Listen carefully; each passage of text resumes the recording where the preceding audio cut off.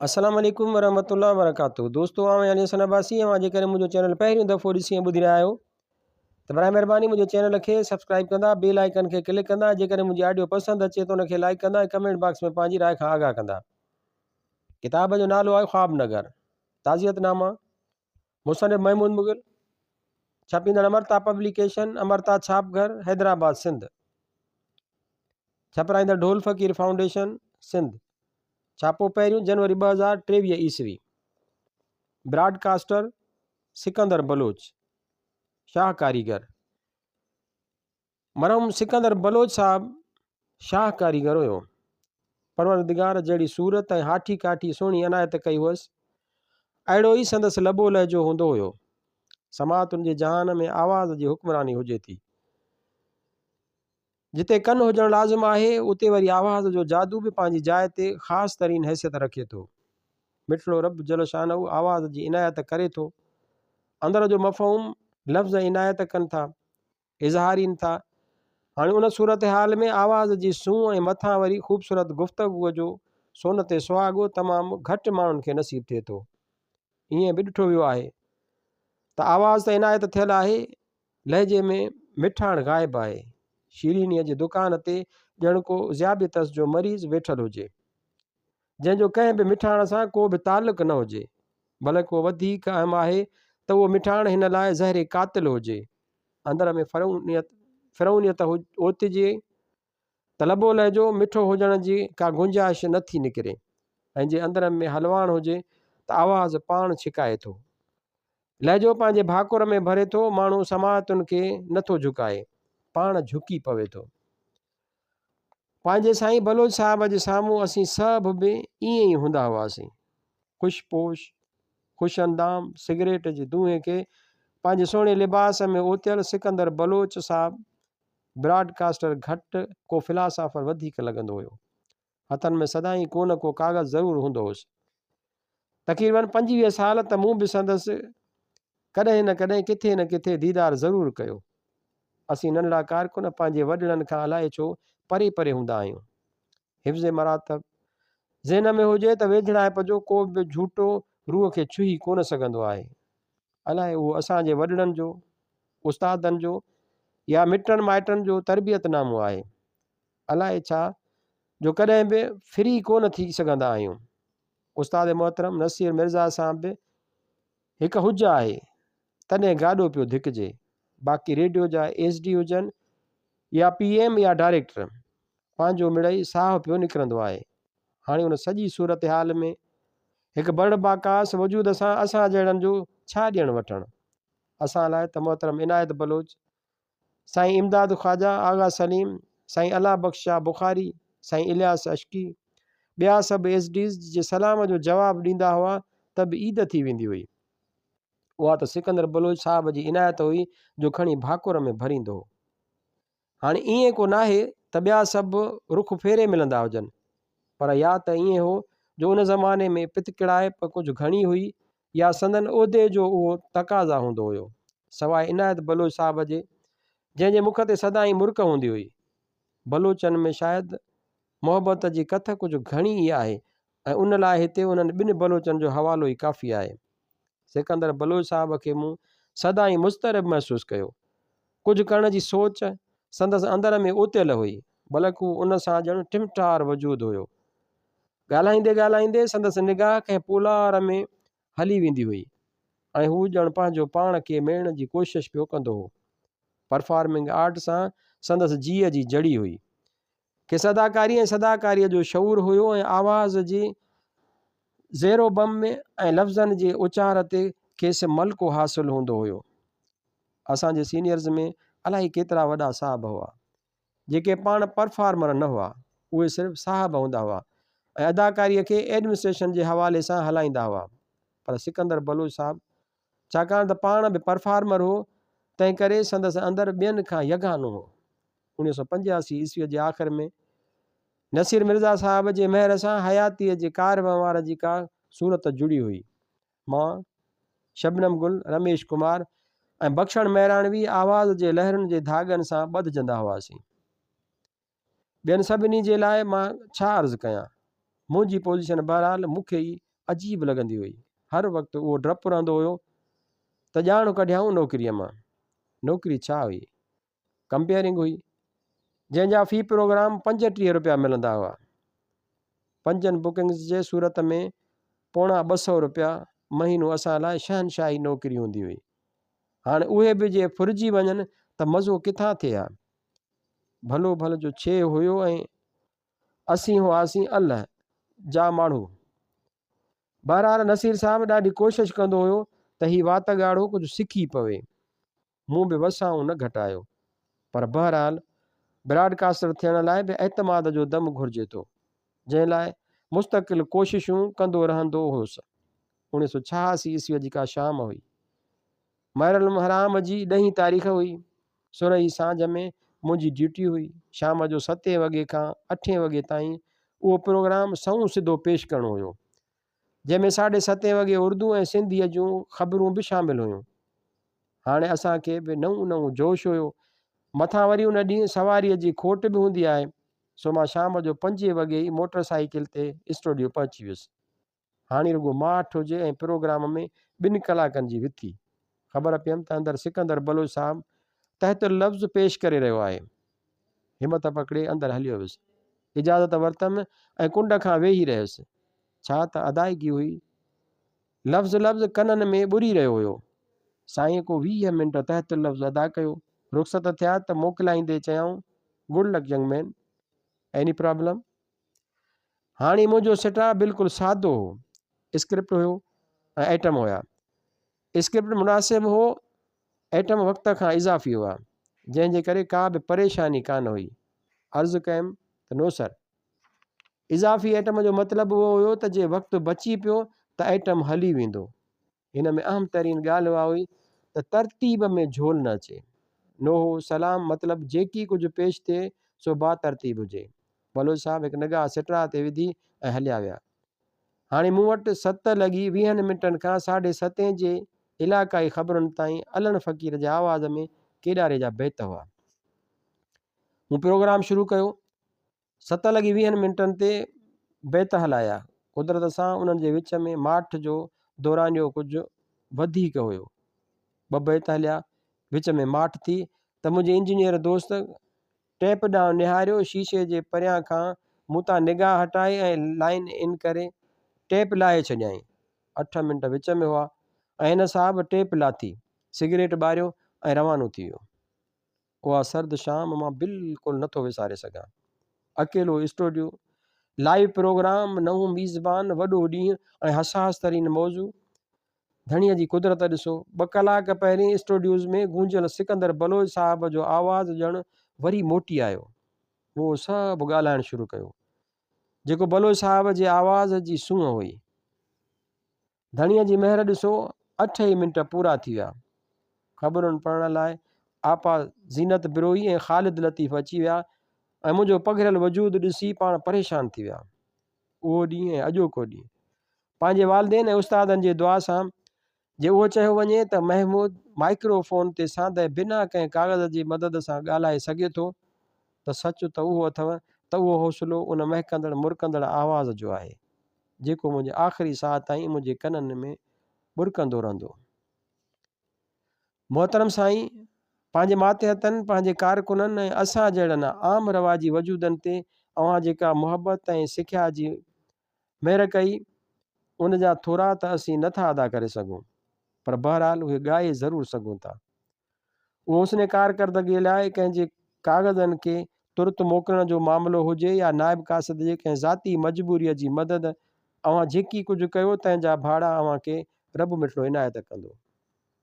आमीन।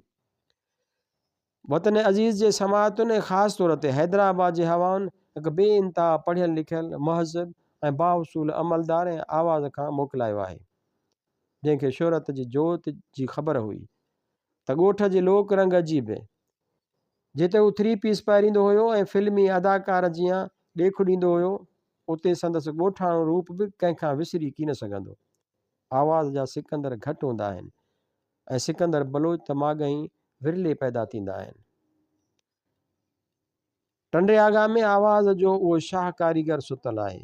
सैद सालिह मोहम्मद शाह खां इल्मो अदब जी ॼाण जे हवाले सां असां लाइ ही ॿियो वॾो सान्यो आहे। हैदराबाद जी हवा समाअतुनि जे उन दर्द खां बख़ूबी वाक़िफ़ आहे। छा अख़्तियार जे साहिबनि वटि बि को अहिड़ो नुस्ख़ो आहे जो हिकु ग़रीब सिकंदर कंहिं अहिड़े एज़ाज़ खे बाद अज़ मर्ग हासिल करे जेको खेसि दरअसल पंहिंजी हयातीअ में ई मिलणु घुरिजे आहे। छपियल आचर 21 फरवरी 2010 ईस्वी। सियासतदान शहीद ज़ुल्फ़िकार अली भुट्टो साहब जुदा थी 31 ख़ज़ाऊं गुज़री वियूं। साल में 4 मुंदूं थींदियूं आहिनि ऐं उन्हनि में लाज़मन बहार बि अचे थो, पर दिलि जे ऐवान मां जे घुमी अचिजे त सच त उहो आहे त अव्हां खां पोइ बहार जो ख़ाली तसवुर ई आयो आहे। हयातीअ जो ख़िज़ां जे वर चढ़ी आहे त अञा ताईं संदसि सवारी ईअं ई आहे। बहार आयो न आयो, जे साहब न आयो त बहार किथां आयो। भुट्टो साहब छा वियो, बहारुनि जा रंग पंहिंजो ताव छॾे विया। असां जहिड़ा मजहूल बि अजीब हूंदा अथव साईं। दुनिया जे कारज़ार में असां जहिड़नि जी का बि हैसियत न हूंदी आहे। असां लाइ सुबुह थींदो आहे, ॾींहुं कढ़ंदो आहे, शाम टरंदी आहे ऐं राति लही ईंदी आहे। 24 कलाक बि असांजी हण वट लाइ थोरा हूंदा आहिनि। पंहिंजो पाण मां ई फ़ुर्सत नाहे मिलंदी त ॿियनि लाइ छा सोचिजे। इल्म जा साहब, साहिबाने जाहो हशमत, सरवतो मनसब असां खां सदाईं परे रहिया आहिनि। असांजे टाट जो बख़मल में कहिड़ो कमु, ऐं हूअं बि कुझु खीसे में हुजे त फ़राग़त जी का घड़ी कढी हिननि जी सेवा या टहल टकोर में गुज़ारिजे न। हिते त पंहिंजी ख़िदमत ई नथी थिए त सियासत, ख़िदमत ऐं ॿियनि आला ख़र्चाऊ हवालनि खे छा सोचिजे। असीं न सियासी वर्कर हूंदा आहियूं ऐं न इल्मी अदबी कारकुन। असांखे ग़रीब आवाम सॾींदे वात थकिजंदा न आहिनि, पर असांखे पंहिंजे करण जी ताक़त जेका कुदरत अव्हांखे ॾिनी हुई अहिड़ी त वरी कंहिं वटि ॾिसण में ई नथी अचे। केॾी न हुज मां अव्हांखे सॼो वेंदो हो साहब, छाकाणि त असांजी उहा टही आहे जंहिं पंहिंजे शऊर जी अखि अव्हांजे दौर में खोली। ज़िंदगीअ जो हसीन दौर जंहिंखे टीन एज चयो वेंदो आहे, सो अव्हांजे मनसब जे ॾींहंनि में गुज़रियो। हिकु आम शहरीअ जे हैसियत सां जंहिंखे सियासत जो शऊर न हुजे ऐं जेको उन ख़ारज़ार जे गहमा गहमीअ खां अणॼाण हुजे, उहा ॻाल्हि केॾी न अजीब लॻंदी हुई त भुट्टो साहब मेज़ ते वेठो त संदसि साम्हूं जेको बि आयो सो रही थी वेंदो। टेबल टॉक में ज़ुल्फ़िकार अली भुट्टो आण मञे उहो थी कोन थो सघे। हू माण्हुनि जो नब्ज़ शनास आहे, रगुनि में डोड़ंदड़ वतन जी मोहबत खे तेज़ तरीन बनाइण जो हुनर ॼाणे थो, ऐं वाक़ई बि उहो सभु ईअं लॻंदो हो। 71 जी जंग हाराइण खां पोइ हज़ीमत ऐं शर्मिंदगीअ जे अहसास सां पुर क़ौम खे अव्हां पंहिंजी गजगोड़ साण ॼण जीआरे छॾियो। जॾहिं अव्हां जी आवाज़ जी गूंज थींदी हुई त अंदर जी गली गली भरिजी वेंदी हुई। तव्हां सवां सिधा टीवीअ ते अवाम सां ख़िताब कयो या वरी अवामी जलसनि में हुजो। इंसाननि जो अंबो कंहिंखे अहिड़ो नसीब थियो। तव्हांजी तक़रीर रेडियो ज़रिए ॿुधिबी हुई। अव्हांखे यादि आहे कराचीअ जे नश्तर पार्क में उहो कृष्माती ख़िताब, उहो रूह खे भाकुर में झकण वारो अज़ीमुल शान सहर जंहिं माण्हुनि जा सीसराट कढी छॾिया हुआ। अव्हांजो आवाज़ गूंजो हुयो, लड़ोगे। लखें माण्हुनि जे अंबोह रड़ कई हुई, लड़ेंगे। वरी चयो हुयव मरोगे। यक जुंबश सदा हुई, मरेंगे। माइक्रोफोन जे कतारुनि ऐं रोस्ट्रम खे धिकींदे तव्हां रड़ कई हुई, ख़ुदा की कसम लड़ोगे। अवाम वराणियो, ख़ुदा की कसम लड़ेंगे। ऐं यकीन ॼाणो नश्तर पार्क उन महिल हर घर में हो। तव्हां उतां सदा बुलंद कई हुई ऐं असांजे घर वारनि हितां जवाबु ॾिनो पए। तव्हां हिकु हसीन ख़्वाबु हुयव साहब। अव्हां नौजवाननि में अखियूं खुपायूं हुयूं, बुज़ुर्गनि खे इज़त ॾिनी हुई, हारियुनि नारियुनि खे मथे आंदो हो। तव्हां वाक़ई ख़्वाबनि खे साबिया ॾियण जी सूरत गरी कई हुई। चोॾसि तरक़ी नज़र ईंदी हुई, उहा सखर वारी पुल हुजे या स्टील मिल जो फर्नेस। मथे ते हेलमेट पहिरियल हुजेव या माउ कैप। साहब असां जहिड़नि अलाए केतिरनि वजूदनि लाइ तव्हां उत्साह बणियव। तव्हांजी ॻाल्हि कूड़ी न लॻंदी हुई।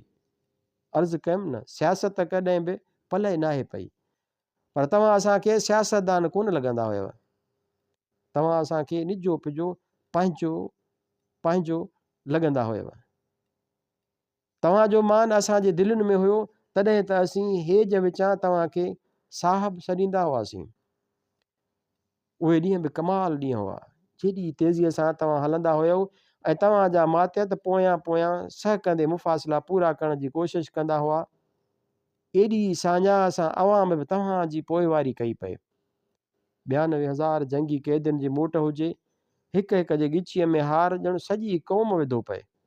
मथां वरी इस्लामी सरबराही कॉन्फ्रेंस थी त हर कलाक में कंहिं सरबराह जे लहंदड़ जहाज़ जो इस्तक़बाल ॼणो असां पिए कयो। असेंबलीअ जे फ्लोर ते ॻाल्हाईंदा हुयव त ॼण असां मेंबर हुआसीं।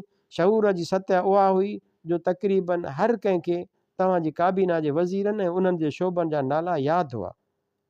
जर जंग में हैसियत जो शऊर अची वियो हुयो। ख़ल्क़े ख़ुदा खे इज़हार जो मौक़ो मिलियो हुयो। पोइ जॾहिं वाह वरियो ऐं उहो सभु ईअं थी वियो त अजीब सोगवारी माहौल में अची वई। उहे टेलीविज़न स्क्रीन जंहिं ते तव्हांजो दीदार पियो थींदो हुयो, तव्हां लाइ अजनबी बणिजी विया। साहब जो नालो वठणु ज़ियादतुनि में शुमार थियणु लॻो। जेके वेझा हुआ से दूर थी विया ऐं बेवफ़ा बेमहर वक़्तु तव्हांखे तारीख़ जे ॻलियुनि में मुक़ाबले जे मैदान लाइ अकेलो छॾे ॾिनो। हुया कुझु हुया जेके ज़माने सारो बि साम्हूं हुआ, पर हिकु आम माण्हूअ जी हैसियत सां दिलि सदा ॾिए थी त तव्हां अकेला हुया। साहिब सरवत साण न हुआ। ग़रीब अवाम हुयो जंहिं पंहिंजी जान बि तव्हां मथां घोरी, पर साहब बहरहाल उन हुजूम में अकेलो हुयो। जेको वाॻू संभालींदो आहे, का नज़र लॻी वई हुई। मुसाफ़िर खे नेठि वञिणो हुयो, ॿार खे ख़िज़ा में तब्दील थियणो हुयो। उहा तारीख़ अजीब हुई साईं। अर्ज़ु कयो अथमि न, सियासी त हुआसीं कोन, सम्झ एॾी ज़ीरक ऐं चालाक त हुई कोन। दुनिया जो कारवार एतिरो पले न पियो हुयो, पर बहरहाल ईअं सो ज़रूरु थियो हुयो त घरनि में चुल्हा कोन ॿरिया हुआ। जन जेको कुझु जिते पचायो हो, जहिड़ो पचायो हो उहो उते ई रहियो। अखियुनि में पाणी बीहजी वियो हो। निड़ीअ मां ॻोढ़ा सदाउनि जे सूरत में निकिरंदा रहिया। असांखे अव्हां सां मोहबत आहे साईं। ही ग़रीब, ही फ़क़ीर जंहिं अॼु ॾींहं ताईं कंहिं पार्टीअ जो को मोल मतो नाहे पढ़ियो, कंहिं वॾे सियासी लीडर सां मिलण जो शरफ़ नाहे माणे सघियो ऐं न ई माण चाहे थो, अव्हां जे नाव ते हंजूं हारे थो वेहे। ख्वाबनि जा उहे बिस्तरा जेके अव्हां आम माण्हूअ लाइ विछाया हुआ ऐं जन कारण वेंदे वेंदे अव्हां पंहिंजी हयातीअ खे सुई धाॻो बणाए छॾे वियव त जीअं किथां कुझु उॾड़े त सिबजी सघिजे। अॼु बि उते जो उते आहिनि। बल्कि सच त उहो आहे त उन्हनि जो आराम पल ई नाहे पियो। अॼु 31 सालनि जे गुज़रण खां पोइ जॾहिं वारनि जूं अछियूं चगूं कब्ज़ो करे चुकियूं आहिनि ऐं टीन एज पंहिंजा ख्वाब अव्हां साण उमाणे छॾिया आहिनि, त ही आम माण्हू अव्हां लाइ पंहिंजे कमाईअ मां सैन जो पुड़ो सीरो या कुझु ॿियो तयारु कराईंदा आहिनि। जे उहा जनवरी हुजे त बि अव्हां ऐं जे अप्रैल हुजे त बि अव्हां लाइ उहा सूखड़ी मोहबत सां तयारु थींदी आहे। साहब साईं भुट्टा साहब, मोहतरम क़ाइदे अवाम ज़ुल्फ़कार अली भुट्टो साहब शहीद, हिननि आम माण्हुनि वटि अव्हां लाइ उन खां वधीक ॿियो घणो कुझु कोन्हे, छाकाणि त अव्हां लाइ संदन दुआऊं उन्हनि 2 महीननि जूं मुहताज न आहिनि। उहे हर घड़ीअ निकिरंदियूं रहनि थियूं उन्हनि सभिनी हुस्नाकियुनि लाइ जेके अव्हां वतन अज़ीज़ खे अर्पे विया। लाड़काणे जी गर्मीअ लाइ अव्हां अदीअ बेनज़ीर खे आख़िरी मुलाक़ात में चयो हो हाणे उते मिलंदासीं, पर लाड़काणे में गर्मी ॾाढी आहे ऐं बहादुरीअ सां मुर्कियो हुयव। अव्हांजी उहा मुर्क हिननि सीननि में रहिजी वई आहे। साहब तव्हांजी यादि में हर सीने जी गर्मी वधी वई आहे। लाड़काणे जी ज़मीन त अव्हां खे भाकुर में भरे ठरी पई आहे। छपियल आचर 4 अप्रैल 2010 ईस्वी।